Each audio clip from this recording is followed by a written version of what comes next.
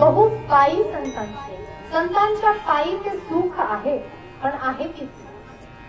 बहु बहु म्हणजे नेमकं आहे तरी किती? 1 किलो, 2 किलो, पावशेर, 5 किलो, 10 किलो का क्विंटल भर? तर बहु या शब्दाचा अर्थ या ठिकाणी होतो अमुक, अमुक न मोजता येणार सुख, अनुपम्य सुख संतांची पायी, अनुपम्य सुख संतांची पायी. संतांच्या पायी, संतांच्या चरणाजवळ हे जे सुख आहे ते अनुपम्य आहे, त्याची गणना होऊ शकत नाही. विठ्ठल विठ्ठल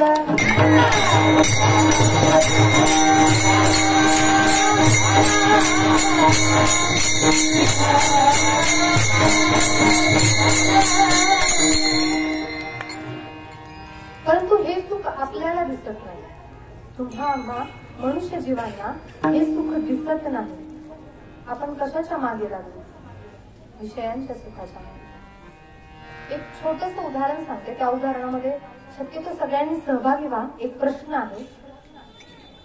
एक स्त्री आहे, संध्याकाळी येते, तिची नथ हरवली. तर ती हरवली आहे ना, ती या कॉलनीतल्या एकदम कोपऱ्याला हरवली. तिथे तर लाईट नाहीये. मग आपण इथं उजेड आहे ना, मग आपण इथं शोधूया, सापडेल तिथं, हो ना? सापडून उजेड आहे ना एवढा म्हणत, तस लोकांनी एवढा खर्च केलाय, सापडेल आपल्याला इथं. का नाही सापडणार? कारण ती जिथं हरवली तिथं शोधणं गरजेचं, बरोबर? आता अजून एका पद्धतीने याच प्रश्नाचं उत्तर. एक 4 भिंतींची खोली, फक्त एक दरवाजा. एक 4 भिंतींची खोली आहे, फक्त दरवाजा. सगळ्या स्त्रियांना एका कार्यक्रमामध्ये बोलवण्यात आलेले. स्त्रियांना सांगितलंय, तुम्ही जर नथ घालून आलात तरच तुम्हाला या कार्यक्रमामध्ये प्रवेश. मग सर्व स्त्रिया गेल्या. एका स्त्रीच्या घरी 4 भिंतींची तिची खोली आहे, ती गेली, संपूर्ण शृंगार वगैरे केला. नथ घालणार तेवढ्यात लाईट गेली. लाईट गेली की तिच्या हातातली नथ पण गळून पडली. नथ जी गळून पडली ती आता तिला शोधायची. बर नथ न घालता जावं तर तिथं प्रवेश नाही. मग तिने काय करायला पाहिजे? तसंच जायला पाहिजे, जाणं कॅन्सल करायला पाहिजे. केलं काय पाहिजे? ते केलं काय पाहिजे?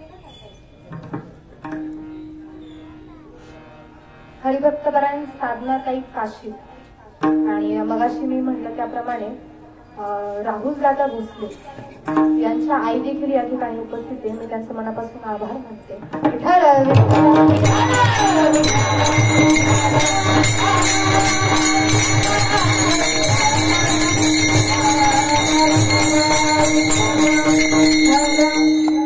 बरं, आपला प्रश्न राहिला, नेमकं त्या बाईने केलं काय पाहिजे?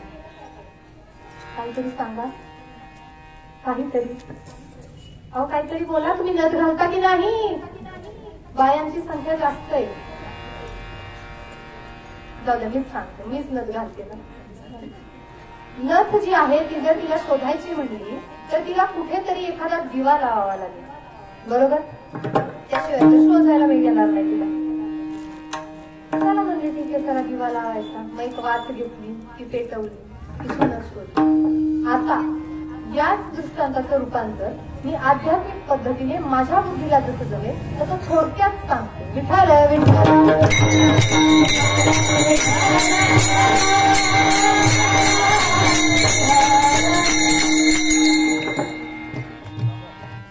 जो काही कार्यक्रम होता, मी जसं मगाशी सांगितलं की त्या स्त्रियांना नथ घातल्याशिवाय तिथे प्रवेश नाही. तो कार्यक्रम जो आहे ना, तो कार्यक्रम आहे मोक्ष प्राप्तीचा कार्यक्रम. व्यवस्थित लक्ष द्या. तो कार्यक्रम आहे मोक्ष प्राप्तीचा कार्यक्रम. आणि ही जी 4 भिंतीमध्ये ती जी स्त्री गेली होती ना, ती 4 भिंत तुम्हा आम्हासाठी जन्म मृत्यूची भिंत. त्या भिंतीच्या बाहेर पडलं की आपला मृत्यू, आणि ती जन्म मृत्यूची भिंत आहे. महाराज झालंय काय? आपण ज्यावेळेस जन्माला येतो ना,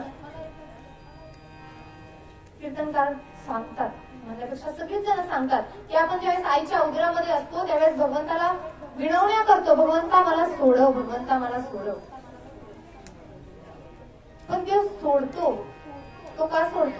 कारण आपण त्याला म्हणत असतो, भगवंता मला यातून सोडव, मी तुझं भजन करीन. कोठे गुंतलासी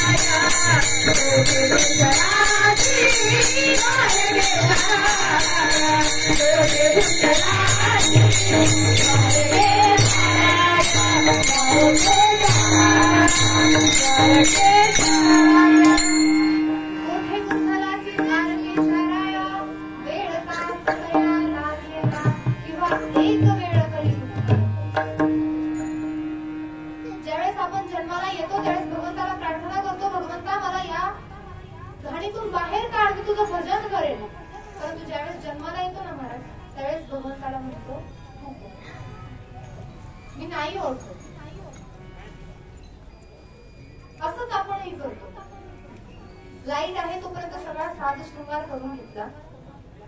ज्यावेळेस साज शृंगार झाला त्यावेळेस तो आनंद आपण घेणार. ज्यावेळेस तो मुलगा जन्माला आल्यानंतर आनंद घेणार त्यावेळेस तो चूक करतो भगवंताला विचार आणि त्याच पद्धतीने आपण देखील करतो. सगळं झाल्यानंतर आपण बरोबर त्याच वेळेला नथ घालायच्या वेळेस म्हणजे तो आनंद घ्यायच्या वेळेस बरोबर लाईट जातो. याचाच अर्थ आपण जन्माला आल्यानंतर स्वतः या संसार रूपी अंधकारामध्ये अडून जातो. तो जो अंधार आहे तो संसार रूपी अंधकार आहे आणि जी हरवलेली नथ आहे ती सुख रूपी नथ आहे. आता आपल्याला ती शोधायची आहे. याच्यासाठी करावं काय लागेल? जसं मगाशी मी सांगितलं, एक दिवा घ्यावा लागेल. त्याच दृष्टिकोनातून चला. आपल्याला सद्गुरु कृपेची वात घ्यावी लागेल. आपल्याला सद्गुरु कृपेची वात घ्यावी लागेल आणि त्यातून निर्माण होणारा आध्यात्मिक प्रकाश याच्या सहाय्याने आपल्याला ती सुख रूपी नथ शोधावी लागेल. ज्यावेळेस ती सुख रूपी नथ आपण शोधू, त्याचा स्वीकार करू, ज्यावेळेस ती शोधू त्याचा स्वीकार करू आणि ती घालून ठेवू, त्या कार्यक्रमाला जाण्यासाठी मृत्यूच्या नंतर ज्यावेळेस आपण मोक्ष प्राप्तीच्या कार्यक्रमासाठी जाऊ ना महाराज, त्या ठिकाणी गेल्यानंतर तुम्ही जी सुख रूपी नथ जी तुम्हाला सद्गुरु कृपेमुळे मिळाली ते सुख तुम्ही घेऊन मोक्षाच्या दारामध्ये गेला तर तिथं मिरवसान महाराज, मिरवसान. विठ्ठल विठ्ठल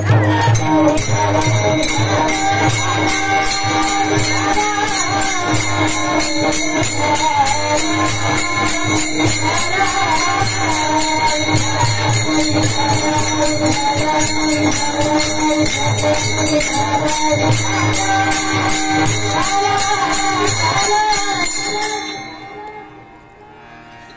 सुखरूपी नथ घेऊ कुणाच्या कृपेमुळे? सद्गुरूंच्या कृपेमुळे. हेच तुकोबाराय अभंगाच्या पहिल्या चरणात सांगतात, सुख वाटे हे चिंताय बहु पायी संतांची. संतांच्या चरणाजवळ गेल्यानंतर मला काय काय प्राप्त होतं? तर दोन गोष्टी प्राप्त होतात. तशाच भरपूर गोष्टी प्राप्त होतात, पण मुख्य या दोन गोष्टी होतात, निर्भयता आणि सुख, जे न मागता आपल्याला सद्गुरू देतात. आता तुम्ही म्हणता निर्भयता कसं? त्याचं उदाहरण मी स्वतः माझंच देतो. या गादीच्या व्यतिरिक्त मी जर इथं उभा असेल किंवा इतर कुठेही उभा असेल तर माझ्यामध्ये ती ताकद नाही तुम्ही बोलू शकते. बोलायचं सोडा, या पोरी एवढं गातात, याच्या जागी मी उभा असेल तर माझ्याच्याने एवढं निघणार, एवढं गाता येणार नाही मला. पण इथं आल्यानंतर कुठेतरी त्या सद्गुरूंची कृपा झाली, त्यामुळे निर्भयता प्राप्त झाली. हे झालं निर्भयताचं उदाहरण. दुसरं आहे सुख.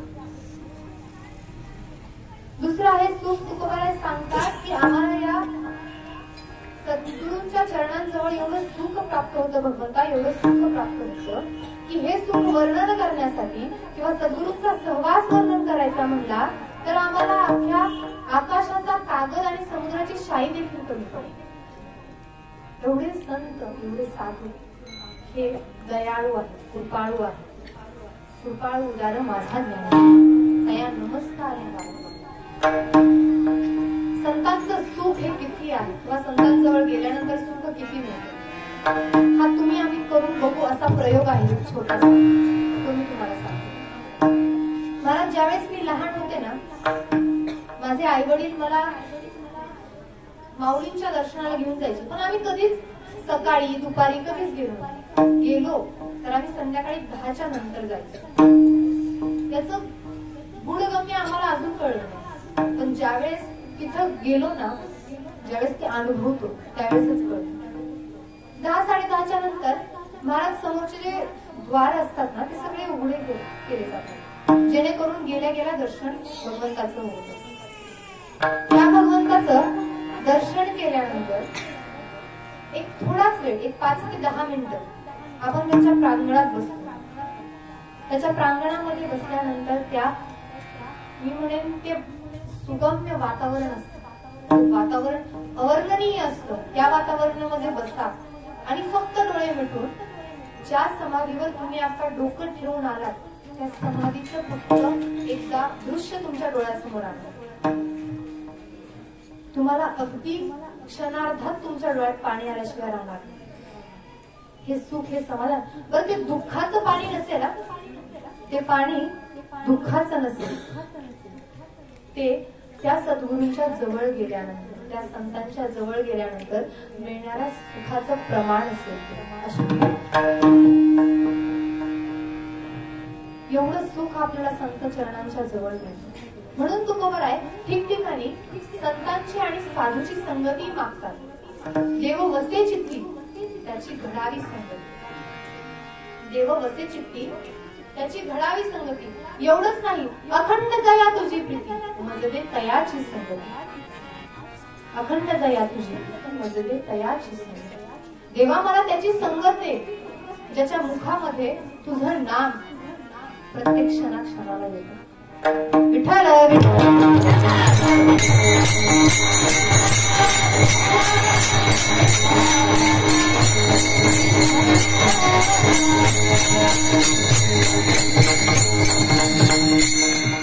वैष्णवासंगती सुख वाटे आणि कमी देवा काय किंवा मागणे ते एक तुझं प्रती आहे असे तरी का पाहे पांडुरंगा. मागतो मी, पण काय मागू? कारण ज्यावेळेस तुकोबारायांचं परमार्थ हा उच्चतम कोटीला गेला त्यावेळेस भगवंतांनी मागणी केली तुकोबारायांकडं की तुकोबाराय आता तरी काहीतरी मागावं, खूप ओझं झाले मला तुमच्या परमार्थाचं, मागा. त्यावेळेस तुकोबाराय म्हणतात मागणे ते एक तुझं प्रती आहे देसी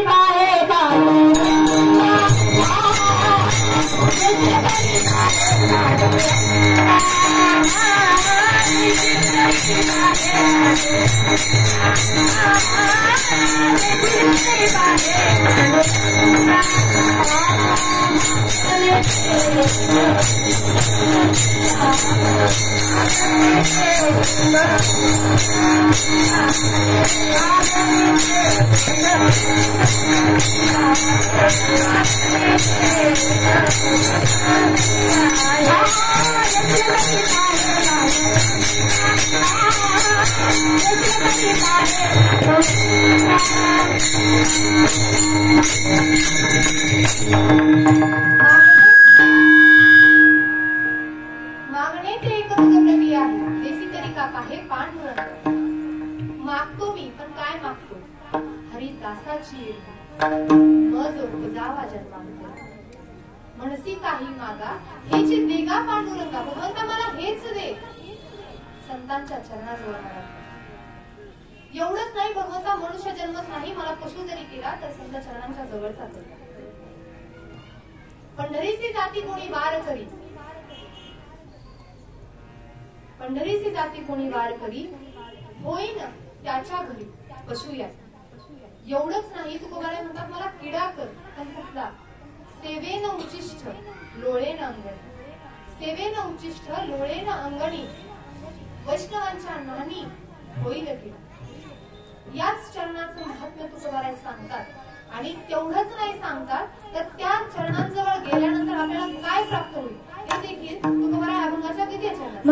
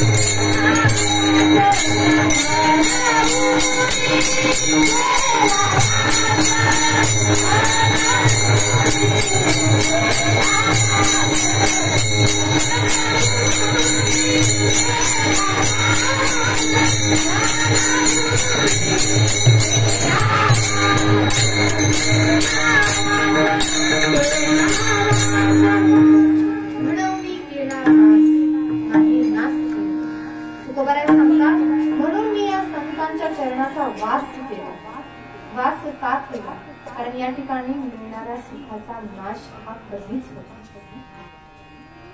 त्याच संतांनी आमच्या तुकोबारायांनी ज्या भगवंताचं भजन केलं त्याच भगवंताचं भजन आपण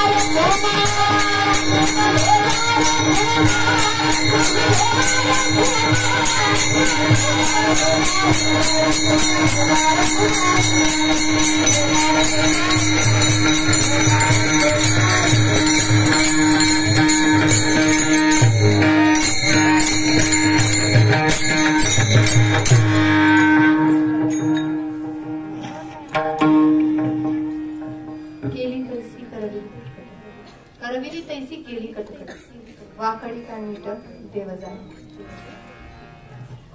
जशी बोलले जे काही बोलले ते माझ्या सद्गुरूंचं होतं. जे काही दोष असतील जसं आत्ताच एक झालं, जे काही दोष होतील, ज्या काही चुका होत्या त्या चुका माझ्या होत्या. त्या चुका माझ्या दोषांमुळे माझ्यामध्ये आल्या. कुणाला जर काही दुखवलं गेलं असेल किंवा माझ्या काही चुका तुम्हाला जर आवडल्या नसतील तर त्या माझ्याच पदरात टाका. परंतु जे चांगलं असेल ते माझ्या सद्गुरूंचं, त्याचा नक्की स्वीकार करा. विठ्ठल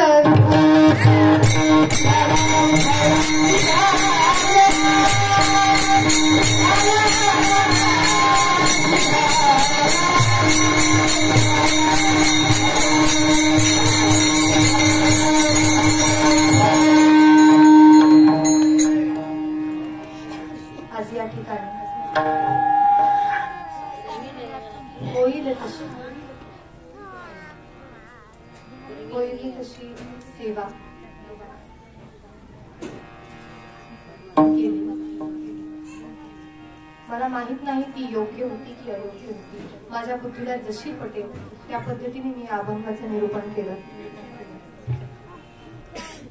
या ठिकाणी जमलेले सर्वच महत मंडळी, सर्वप्रथम नेहमीसारख्या आमच्या आईच्या वर स्थान असलेल्या पुणे आई, त्याच्यानंतर आल्या ज्यांचं दर्शन घेतलं की जरा बरं वाटतं, थोडं हलकं वाटतं. टेन्शन होतं, थोडं हलकं वाटतं. असे आदरणीय असतील वंदनीय गिरीश सर, या दोघांच्या चरणी प्रथमतः मस्तक होते. आणि त्याचबरोबर माझे गुरु जगत वंदनीय शांती ब्रह्म श्री जाधव महाराज, शांताराम महाराज जाधव, या तिघांच्या चरणी. कारण प्रथम वंदन हे गुरुला असते. हे तिघही माझे गुरु आहेत. तुम्ही म्हणसाल आई वडील गुरु नाहीत का? मी म्हणेन माझे आई वडील गुरु नाही, ते माझ्यातलेच मीच आहे. परंतु मला ज्यांनी योग्य म्हणता येणार नाही, परंतु आयुष्याचे धडे ज्यांनी मला शिकवले ते हे तीन गुरु. या तिघांच्याही चरणी नतमस्तक होते. आणि त्याचप्रमाणे ज्यांच्या घरी कीर्तनाला येण्यापूर्वी आमचा योग्य असा पाहुणचार केला, असे आदरणीय भावी नगरसेवक श्री राहुल महाराज भोसले, त्याचप्रमाणे त्यांच्या माता देखील इथं उपस्थित राहिल्या. आवर्जून खूप गोड वाटलं. त्यांच्या घरी गेल्यानंतर खूप समाधान वाटलं. त्या ठिकाणी शिवाजी महाराजांची मूर्ती देखील अतिशय प्रसन्न होती. त्या मूर्तीला हार घालण्याचं सौभाग्य मला माझ्यासारख्या अल्पजनी कामाला मिळालं. त्याबद्दल मी त्यांचा देखील आभार व्यक्त करते. त्यांनी देखील बरीच या कोरोनाच्या काळामध्ये बरीच त्यांनी सेवा केली जनतेची. त्याबद्दल मी दादांचे खूप खूप आभार मानते. आणि अशी आशा व्यक्त करते की ती इथून पुढे देखील, आशा नाही म्हणावं लागेल, ही खात्रीच आहे की इथून पुढे देखील ते अशाच पद्धतीने सामान्य जनतेची मदत करतील. त्याच पद्धतीने आदरणीय आमचे शेजान महाराज, जे खरंच आम्हाला गुरुस्थानी देखील आहेत असं म्हणले तरी कमी ठरणार नाही, आदरणीय मित्रताई, या सगळ्यांना खरं तर मी आईन बाबा म्हणते. पण या ठिकाणी आईन बाबा म्हणताना ताई म्हणते, काकू. त्या पद्धतीने काल हरिभक्त म्हणाय सौभाग्यवती साधनाताई काशीद या देखील या ठिकाणी उपस्थित राहिल्या, त्यामुळे त्यांचे देखील मी आभार व्यक्त करते. काल ज्यांचं उत्कृष्ट असं कीर्तन झालं त्या हरिभक्तपरायण संगीताताई पुरो त्या देखील इथे उपस्थित राहिल्या, त्यांचे देखील मी आभार व्यक्त करते. आणि त्याचबरोबर अतिशय उत्कृष्ट गायनाची साथ. मला असं वाटत होतं की माझं कीर्तन थांबावं, यांचं गाणं ऐकावं, यांचं भजन ऐकावं. एवढ्या गोड स्वरात, एवढ्या मधुर स्वरामध्ये माझ्या मते आपली ही दुसरी वेळ. याच्या आधी देखील त्यांनी मला कीर्तनाची साथ दिली होती आणि ज्यांच्या कृपाशीर्वादामुळे मला हे सौभाग्य दुसऱ्यांदा मिळालं असे सर सुग्रीक महाराज यांचं देखील मी खूप मनापासून आभार व्यक्त करते. तुम्ही या ताईंशी पुन्हा माझी गाठ किंवा गाठभेट घडून दिली. आमच्या हरिभक्तपरायण वैष्णवी ताई मुंडे, त्याचप्रमाणे मृदुंगाचार्य बंधूही आहेत, मृदुंगाचार्यही आहेत, मार्गदर्शकही आहेत असे म्हणायला काय हरकत नाही. आदरणीय प्रथमेश दादा शिंदे, आकाश महाराज खुणे, किरण महाराज जाधव, आमचे मामाश्री, त्याच पद्धतीने विठ्ठल काका खुणे, या सगळ्यांचे इथं जमलेल्या प्रत्येकाचे नाव घेणं माझ्यासाठी शक्य नाही. तरी देखील सर्वांच्या चरणी नतमस्तक होते. आणि अजून एक गोष्ट, जे महाराज परमार्थात नाही ना त्यांना देखील आवड निर्माण होणं हे खूप कठीण असते. अशाच पद्धतीने या ठिकाणी माझे अजून एक दादा देखील उपस्थित आहे, हरिभक्तपरायण अमोल महाराज स्वर्गीय, यांचे देखील मी मनापासून आभार मानते. त्याच पद्धतीने हरिभक्तपरायण शितोळे आई, पवार आई, सगळ्यांचे मी आभार मानते. तुम्ही या ठिकाणी आलात, या ठिकाणी आल्यानंतर तुम्ही एवढ्या स्नेहाने ऐकलं. भलेही माझं चुकलं असेल पण सगळ्यांच्या मुखावर हास्य होतं. प्रत्येक वेळेस तुम्ही मला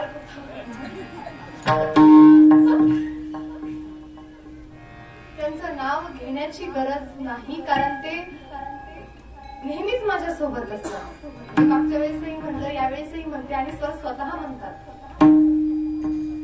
की तू पुढं असते, मागं ते असतात. त्या पद्धतीने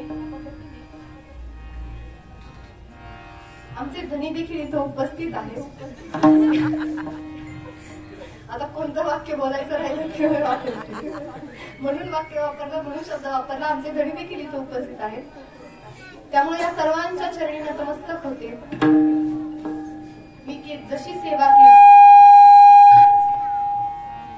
अच्छा साऊंड ज्यांची सिस्टीम आहे त्यांचं नाव घ्यायचं राहिलं, हा म्हणून ज्यांनी उत्कृष्ट अशी साऊंड सिस्टीम दिली त्यांचे देखील खूप खूप खूप मनापासून आभार.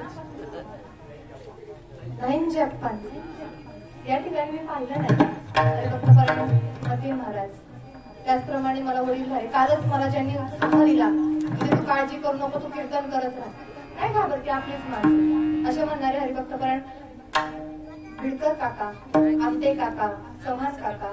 एवढेच नाही तर मी ज्यावेळेस पहिल्यांदा कीर्तन सुरू केलं त्यावेळेस मी जसं सांगितलं की या मंदिराच्या सहभागामध्ये किंवा या उत्साहामध्ये अगदी धनाने, धान्याने, श्रमाने मदत करणारे खूप खूप खूप आहे.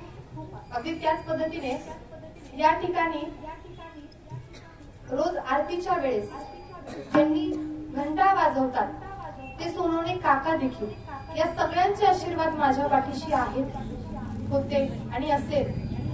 अशा पद्धतीने मी तुम्हा सगळ्यांच्या चरणी नतमस्तक होते आणि सेवाला इथेच पूर्ण वेळ आहे. ज्ञानेश्वर